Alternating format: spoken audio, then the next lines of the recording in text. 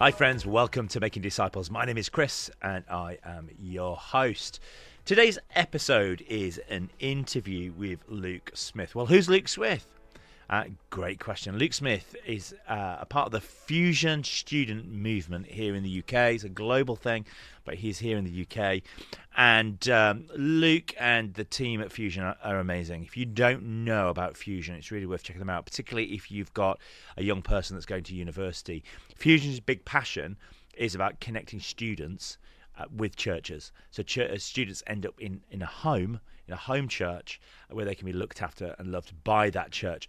And it's about trying to bridge that gap between students going to university and the local church. And Fusion are brilliant. They have been ministering for years in the UK.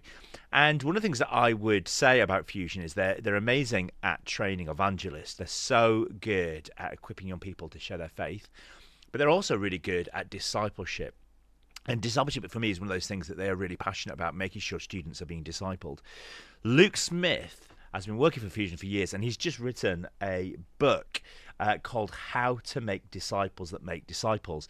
This isn't a book that you simply read. It's something that you work through with other people. I've got a copy here right in front of me. And you'll hear us talk about it in the podcast. But essentially, it's about trying to help people have one-on-one discipleship conversations with people, having something that will help you have that discipleship conversation with an individual. So it's how to make disciples that make disciples. I'll put a link in the show notes so you can go and check it out. It's a great little book for small groups, youth groups, students, any age. It's basically discipleship material for any age. They've written it with a bit of a student focus, but to be honest, as I read through it, I don't get that. I know where it's coming from, but it's there to disciple Christians in the world. So I think it's a really fab little book, and I asked Luke, look, can I have a conversation about it? Because I think there's something about that one-on-one disciple making that we often in the church are not great at. We try to do, you think about Jesus, he had the 72, he had the 12, he had the 3, and then he had the 1, he would do the one-on-one conversation. I think we're much better in the discipleship around the 72, the Sunday service, the 12, the small group. But actually, once it gets the 1s and 3s, we actually sometimes get stuck in the church in terms of disciple making. So that's exactly what this is about. So I hope you find it a helpful and inspirational conversation with Luke around one-on-one disciple making. If you are new to the podcast, warm welcome to you. Do subscribe. It's as with any podcast, we have more people that listen to the podcast than are subscribed. But subscribing and liking an episode allows the algorithm to push it out to other people. So just a reminder, if you're not subscribed, do subscribe. If you enjoy the episode or any episode, do like it in your whatever app you're using, because that actually communicates that you think it's good, and then it'll get pushed out to other people, and that is really helpful. So friends, let's jump in as we have a conversation about one-on-one discipleship.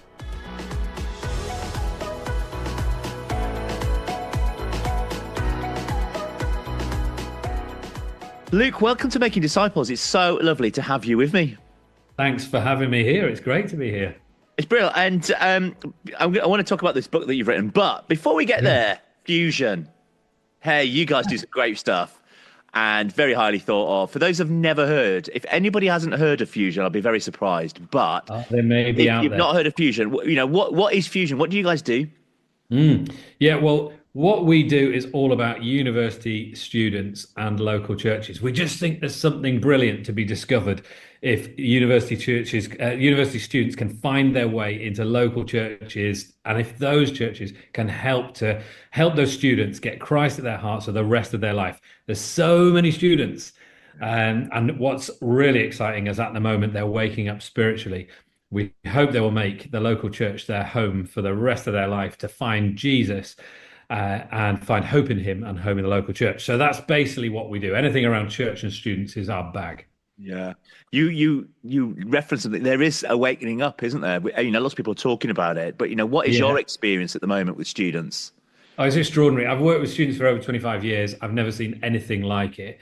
I think aspirationally, they're probably saying they're going to church a little bit more maybe are with some of those stats, but because some of the stats are like extraordinary, aren't they, in terms of Yeah. how many people, like young adults, are going to church that we're seeing at the moment. But so I maybe don't think it's quite as high as that, but it's definitely higher than it's been for a long time. And what's really interesting is aspirationally, they're saying they want to be there, and maybe they are watching it online, maybe they are taking part in some small group communities and whatever. But what's really exciting is we are seeing people come to Jesus at a rate of knots, quicker than we've seen like ever. As in our living memory Yeah. as Fusion, in our lifetimes, those of us who are working for Fusion, never seen anything like it. And it's not just in the UK. I was in Florida just before Easter for a conference out there, and the stats that Ed Stetzer was stating Yeah. is that's what they're seeing in the US as well. Mm. There's an waking up in Well, I younger. think what that shows as well is the Spirit of God is doing something. The Yeah. Spirit of God is on the move. Because and I want to keep saying that because we are, as Fusion, doing essentially very similar things to what we've always been doing. So we certainly can't take the credit for that, which Yeah. is good. We know it's something that God is doing. And the question is, He's moving. Are we? Are we responding? Are we moving as well to adapt to what is happening and to have open hands to receive people into our churches? That's amazing. Well, I do want to talk to you about discipleship. This is a discipleship podcast. And I know at the heart of Fusion, you are really longing to see students get involved with the local church. We're Mm. not interested in young people just turning up to Sunday church. We want them to be disciples and to make Yeah. disciples and to pass on. So you've written this great book, How to Make Disciples That Make Disciples. To me, that sounds like the golden bullet. If it's silver bullet, sorry. If we can make disciples that make disciples, oh, we're living the dream, aren't we? Um, Yeah. how do you do that? How do you Well, think we go about doing that? the first thing to say is the book I've written with Eleanor, who I work with in Fusion, we wrote it together. I think it's there are so many things that affect somebody's discipleship journey. So this book is mainly about one-to-one discipleship, how one person meets up with another person, and how we each of us need input from other people, and people take time. But it takes a lot to disciple someone. So, is it important to read the Bible regularly? Yeah. To be discipled? Yes. Is it important to pray regularly? Yeah. You probably need to be part of a small group. You probably need to go on a Sunday. You probably need to be part of an accountability thing. So, there's lots of things that make disciples that make disciples. But the thing we've focused on in this resource is one-to-one discipleship, which we've called dynamic discipleship because it's movemental. It's one person, but it's not like one person meeting with another, but it's not like a fixed thing. But we've outlined in there how we reckon healthily and helpfully, and one person can meet with another person to help them grow in their faith.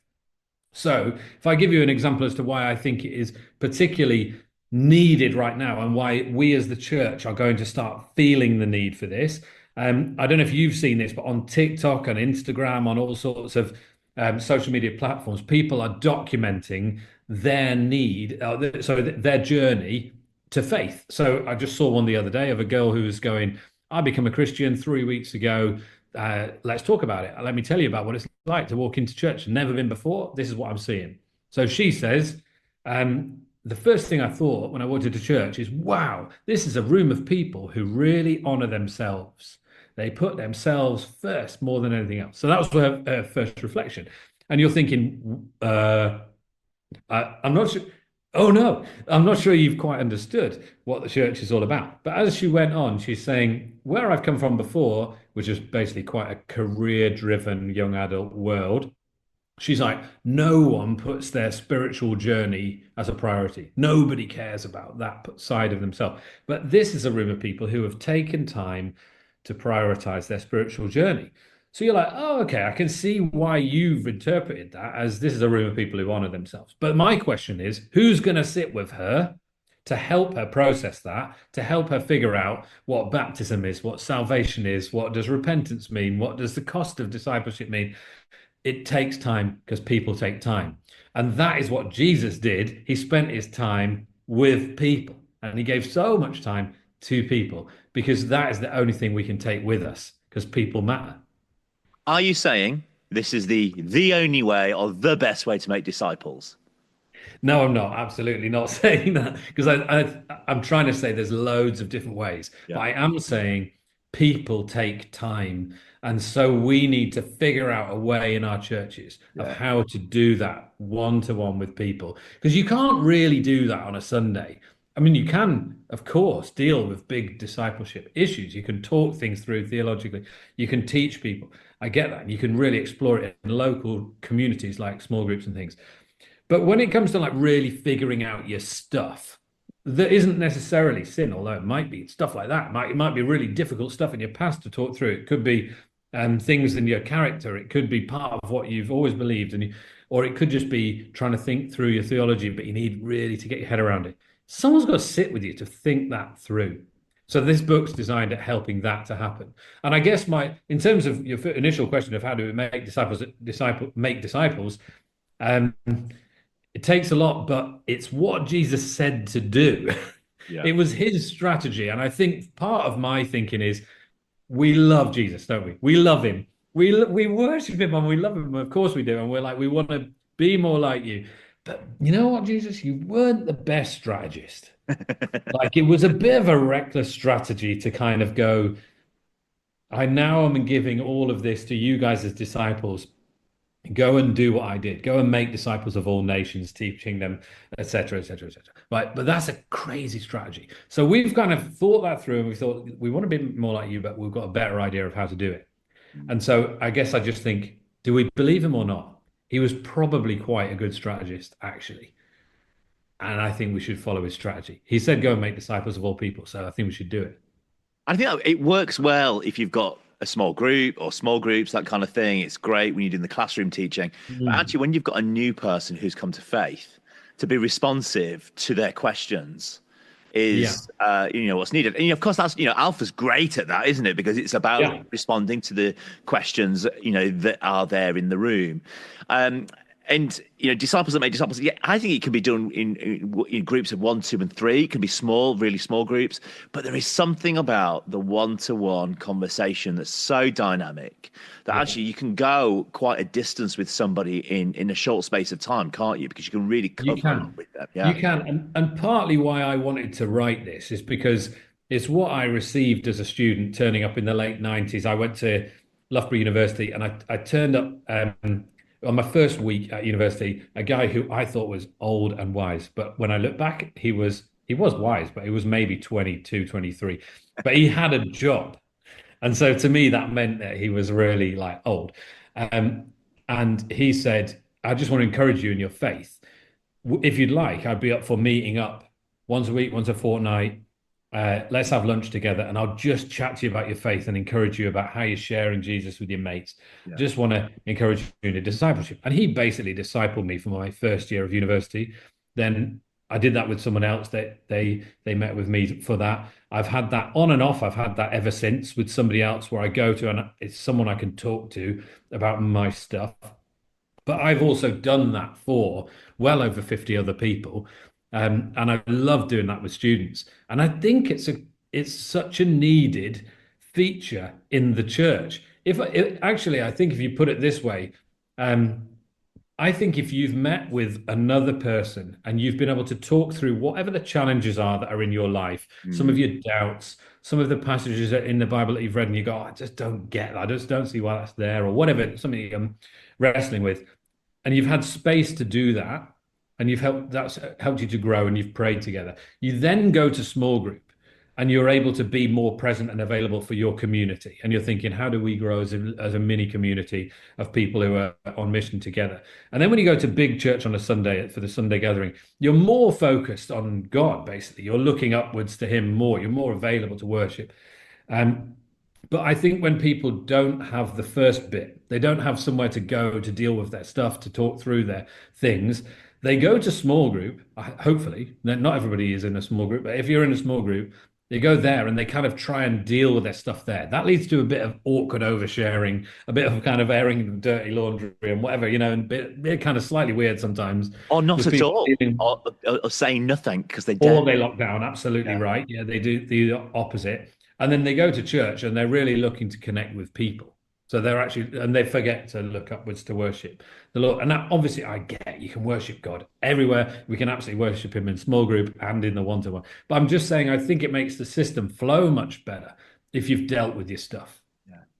So one of the things that we talk a lot at Making Disciples is that discipleship has to be relational, Yeah, intentional, and reproducible. right. Those are the three key pieces to disciple making: relational, intentional, reproducible. Yeah, And what you're talking about actually with one-to-one discipleship is like the purest way of doing that, isn't it? It's relational because it's one-to-one. yeah. It's intentional because you're saying, let's take an hour or 50 minutes together to do something that'll, help your faith. And it's reproducible because once you've done it with one person, then you can do it with somebody else. And they hopefully can do that with Exactly. somebody that Yeah. they know in time, not Yeah. always straight away. I a little while ago, I was working through a theology book with somebody. They really wanted to do a bit of Yeah, theology, so we bought on this book. We were working through it together. We've been doing it for 6 months, and then I was actually going into that same coffee shop that I would meet with them. And they were in the coffee shop with somebody else with the same theology book, and they were going through it with somebody else. And at first, I was like, "Oh, fantastic. that's what we do. Like, how dare you? Like, that's our thing. That's not the thing." And then it's like, "No, that's it, isn't it? You do it with one, and then they go, oh well, I can do that with somebody else." Yeah. And that was, and really, that's what you've put together. If we talk about what you've put together here, how to make disciples that make disciples, what you put together is something that you can put in the hand of someone, Yeah. and you just work it through with somebody, don't you?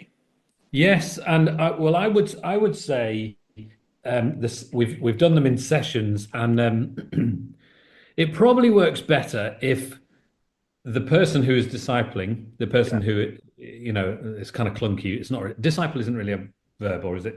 Anyway, to disciple Master and the someone. apprentice. That's Yeah, the the person who is discipling, if they've read that chapter and they're going to do a discussion. If I flick through, so there's one of the fruits of the spirit. So let's say you've got a student in our context. Anyone could use this resource, by the way, but we've written it with because we work with students. Um, so they're like, oh yeah, I've never really thought about the fruits of the spirit.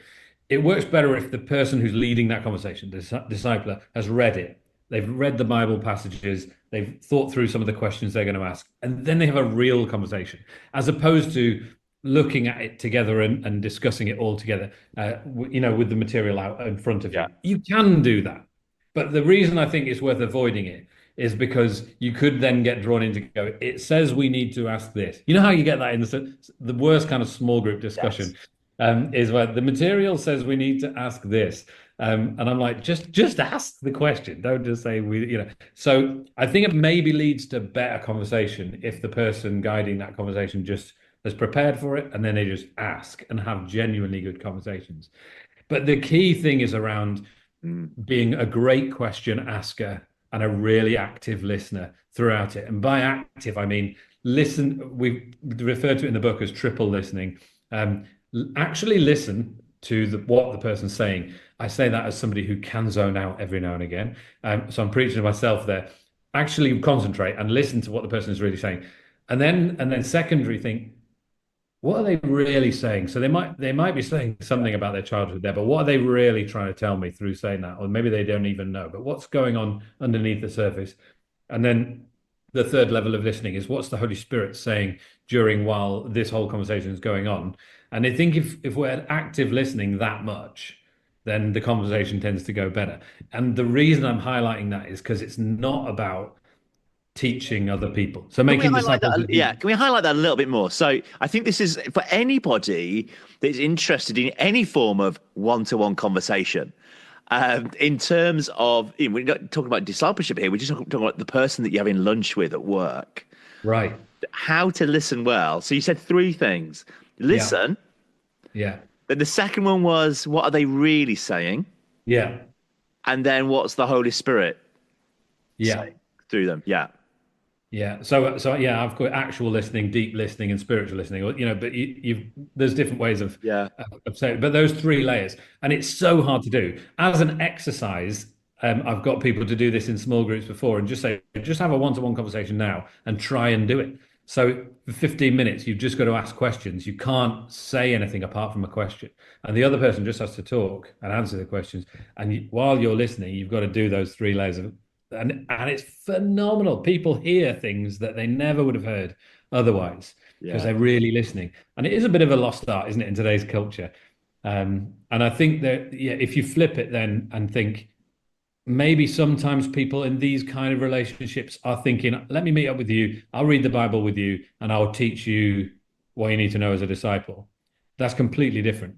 But Jesus was he valued question asking way higher than he valued answer giving. I think that's I think that's true. He certainly asks way more questions than he answers directly, and so it would seem to me that he really highly values question asking. So I want to get a bit more like that. Yeah. Let ask some great questions and then listen well, and then it's just a pointed thing. So one of the examples I give in the book is of my wife Hannah, who's an absolute master at this. I've just discipled so many students who've come through our church over the years, and young adults. So one of the people was she was going to be getting married soon, and this person was trying to work out. Well, we're only like a month away. What is it really a problem if we just live together? But like maybe we'll just do that. But they were trying not to live together until they were married, and she's like, does it really matter? So Hannah just asked questions. She just said, well, tell me more about that. What do you think about this? And what about this? And what about this? And at the end of the thing, the person in question said, you know what? You're right. You're absolutely right. I need to wait until we're married. And Hannah said, what do you mean I'm right? I've not, I haven't said anything. Yeah. I've just asked questions. But she'd completely come to the perspective of, no, I know what I think now. Yeah. So I think that's the kind of master level of question asking, of being able to do that. So when I'm discipling someone for one-to-one, I do try to just ask questions. Yeah. Just for social awkwardness, sometimes that's just really weird. Like the person goes, "Do you want a cappuccino?" And I'm like, "Would that be a good idea?" Like, that's just strange. So sometimes you go, "Yeah, please, that would be great." But you're Um, right, it's exactly what Jesus does, and we do know it was a rabbinical teaching technique, mm, and you would ask a question upon a question that would force them to answer. So we know that, but actually we don't want to do that. Particularly the evangelical church, we want to tell people what they should think because we want yeah, to make sure they get it right, don't we? we do. And actually, there's a power thing going on there, and it also neglects the work of the Holy Spirit. It does. And when you're asking questions, you're allowing the Spirit to speak into their own reflective process. Yeah. And of course, the challenge back to that is those of us in the evangelical church, we want people to get it right and we want them to learn. So why are we teaching? And there's such an ineffective method of teaching. It doesn't make any sense because it just makes us feel better, doesn't it? Well, I told them the right thing. So hopefully that's my I got job him. done. Yeah. Yeah, exactly. But it's much better if somebody discovers it for themselves. We all know that in terms of teaching methods. So question asking and helping them journey and discover the truth is way more helpful. What would happen then if you're doing this with somebody, you're asking questions, and they are just coming up with conclusions that are odd, or they Mm. just think, no, that's definitely not Jesus. How would you Yeah. how would how would you go about then speaking in and helping direct if Well, I actually think, yeah, I do. I think you can do that through question asking. But I also think sometimes it's okay to say, is it all right if I reflect back to you that I think probably that's maybe a bit off beam as far as I'm concerned. Or would it be helpful if I shared with you what I might think into that? And at least then you've got some buy-in rather than just, saying that's a load of rubbish, which I don't think is helpful. But I do think sometimes there's a corrective nature that's necessary in order, if someone's totally off beam, that's helpful. But I just mean, I do think you can actually get to that corrective way through asking questions. Why do you think that?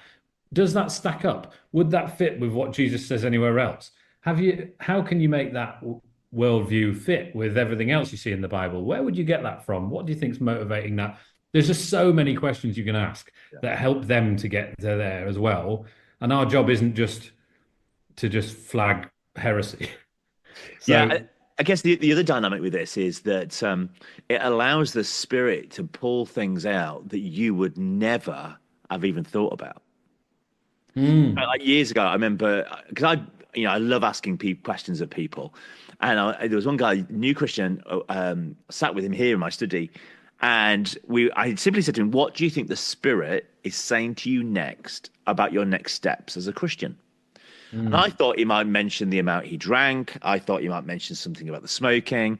And he sat there for a while. I said, let's just let the Spirit speak. What's God saying? And he turns to me and went, God's telling me I need to stop the recreational cocaine use. I didn't even know that was a thing. He was a nurse as well. I had no idea. And I thought, oh, do you know what? If I'd have directed this conversation, I would have gone to what I could see. mm. Because the Spirit was Yeah, directing the conversation, we went to yeah, a place that I had no awareness of. And yeah. that's the thing here, isn't it? About allowing the Spirit to speak in those one to one. Yes, it is. That's true. And then the other thing to say, of course, is that there's question asking, but there's also, if you look at how Jesus does things, he often responds in stories or even quite bizarre comments that seem on face value to be fairly off the wall, but you can see why he says them later. But probably his listeners sometimes thought, "What's he on about?" Um, but I've certainly done that in discipling one to one, where I've told stories of other people and not named them, but kind of gone. It's interesting you should say that. I remember a few years ago this happened, a bit like you just did a minute ago. And you tell a story, and the person goes, "Yeah, that's true." Okay, that's Yeah. basically my situation, isn't it? But you've not said it directly, like, you need to know this. Yeah. So we just think a little bit more about this one on one because I think this is one of the areas of disciple making many churches do struggle with. We're much better at the large group, the small group meetings. I think, just to add, Chris, I think that's true in generally the Western church. I think that's true. In large parts of the global majority church, they're really good at this, which is probably why they're growing. Yeah, probably. So we talked about listening, talked about asking questions. What other things that are important to one discipleship conversations? Um, I think being available, and by that I mean so in order to disciple someone, I do think you've got to be available. You have to practically figure out, can I make myself available to somebody? I don't mean 100% available, phone me whenever you like, no matter whether I'm sleeping or whatever. I don't mean that. Um, but can I prioritize this person? And I would say not just for the time you meet with them. That might be an hour every 2 weeks or an hour every month. I don't know. Not just for that, but can you make the time to pray for them? Because prayer is key.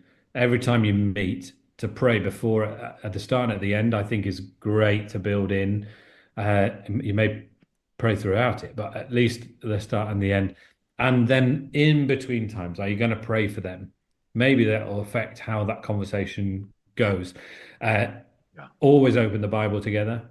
So that, but that might happen in conversation. It might be, let's look at a passage, or it might be, there's a verse that comes to mind. But bringing the word in, I think, is crucial. Mm, Um, and yeah, the attentiveness, the asking, and the availability for me, that those are pretty crucial.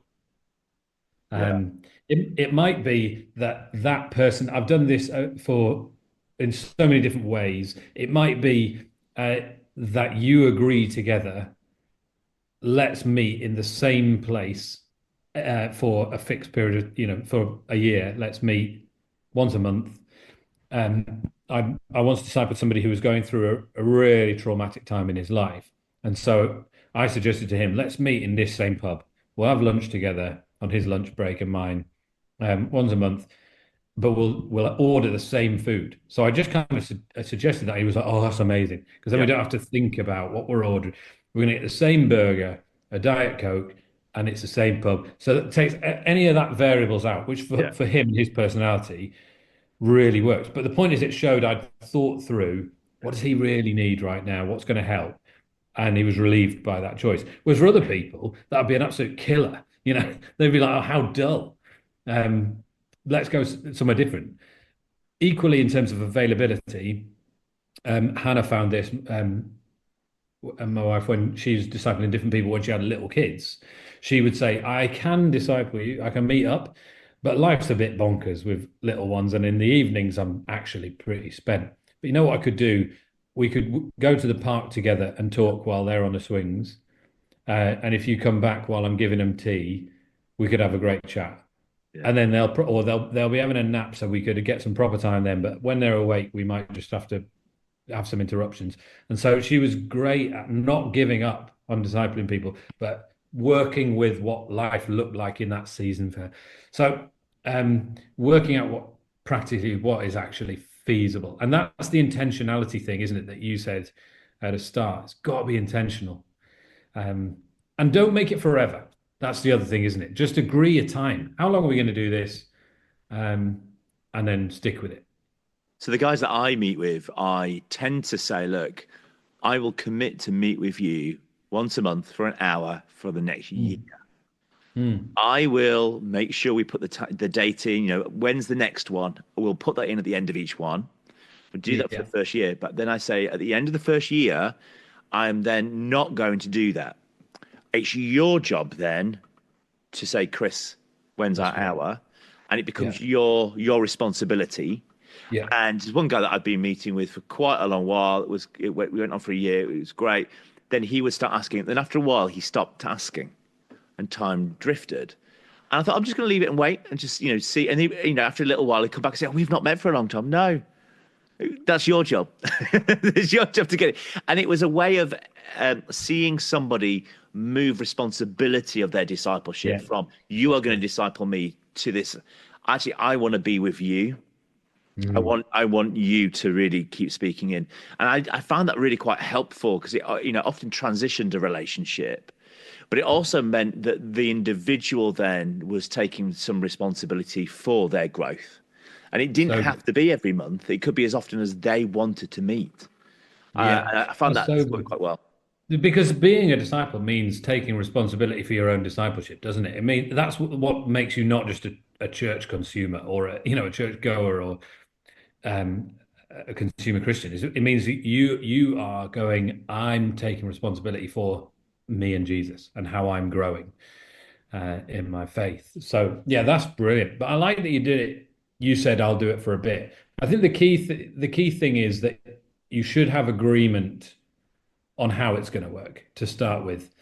And I think then you could say I'll do it for a year. You could equally say you've got to do it from the off. I'm not going to chase you, but I will make time if you pursue it. But the key thing is to be clear about how that would work.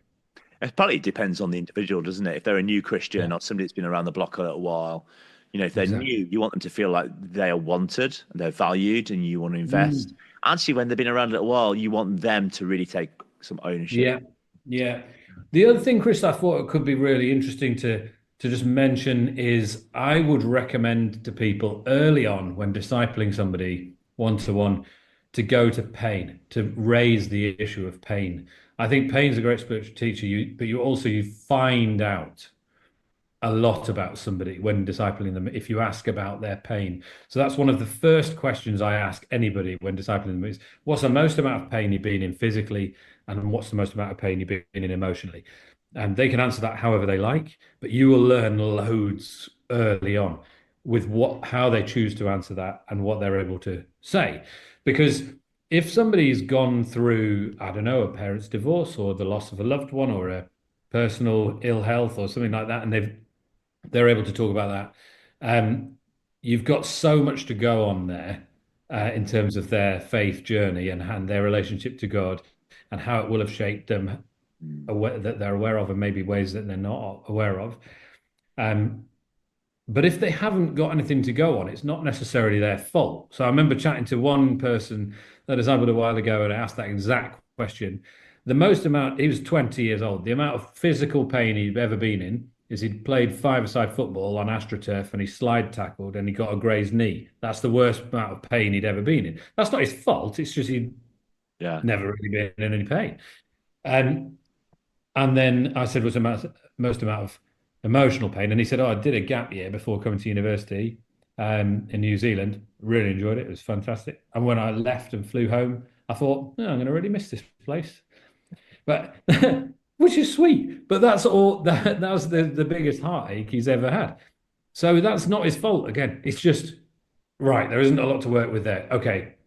Whereas when you're working with somebody else and you're like, right, we've got this, we've got this, we've got this. I just think it's a great opener. Yeah. Well, look, I love this. I think it's beautifully sized as well. I love the design of it. You guys have really thought about this, and the topics that you've got in here. There's a real breadth, from worship, money, resting, Sabbath. There's so many of those biblical principles. The basic principles of being a Christian are all in here. If people wanted to get a hold of copies now, see Fusion students. People, could this be? I've got copies of this because I think this would be useful with some of the folk that I meet with, because I'm always looking for material to work with others. So I think this applies to everybody. It's not just, it's come out of a student ministry, but it's not just for students. No, it's not. And so how can people get copies? They get copies from our website, which is fusionmovement.org. You can buy them on there. I think if you follow us on social media, you'll see plenty of the click-through links in order to find out where to buy it. But I would say it's written from a university perspective because that's our landscape that we're in. But we have tried where possible to make it applicable to absolutely anyone. I'm confident that anyone could read that. It's definitely. Yeah, I think particularly when you get into the sessions. Yeah. They're clearly applicable to anybody. They're clearly we've done it in two sections. The first one being foundational sessions, and I would say, it's particularly if somebody's a new Christian, that those sessions are like absolutely, well, they're foundational. They're to anybody's faith. And then the life as a disciple sessions are, you could kind of pick and choose a little bit more of what it's like to actually be a disciple, and how what about generosity, and what about family and relationships, and what's it like to handle these things. So hopefully that's applicable to anyone. Yeah. Right. So is it fusion.com or fusion? No, fusionmovement.org. Fusionmovement.org. I should know because I bought copies from there, so I should know. Fusionmovement.org. I think or just Google Fusion Movement and you'll find it. I'll put it in the show notes. So if there is this thing, they can just click the through. Luke, thank you so much for spending time with us. It's just so good to see, there's not many people that talk about one-to-one discipleship. So it was really good kind of just chatting that through with you. So massive thanks. I really appreciate the time. It's been great. Grace and peace.